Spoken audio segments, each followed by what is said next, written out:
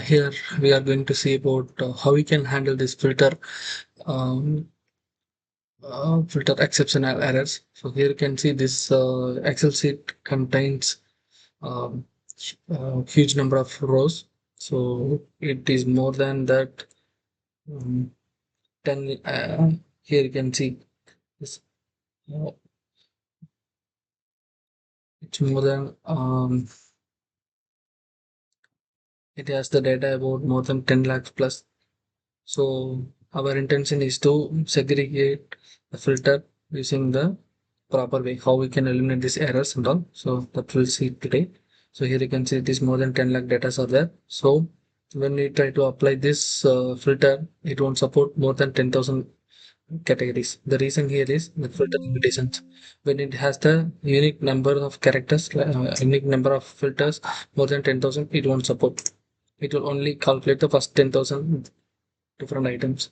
So this is a time-based data. So here intelligently, I will give some suggestion to go ahead. So what I will do in the sense, I go to the data, text to field. Here I will give the fixed width. Then I will segregate this part. So so now I have done this. So it will take some time because of this a huge number of row items. Then I got this data. So now everything is updated. So here I am getting time and here it is updated as a date. So again, I need to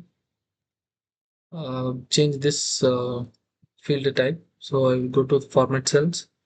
Here I will give date.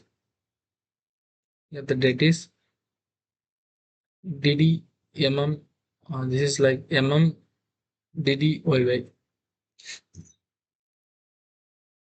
This will be just like this. So I'm updating it. That's all. It get changed. So that's all. So now I will get the proper filter. So it has 3 months data. So all the data are came here properly. So I can now I can filter it for all the rows. So in this way we can eliminate this filter. So here again I have this conflict. So when I look into this deeply, then I will go. Yeah, that's all. Thank you.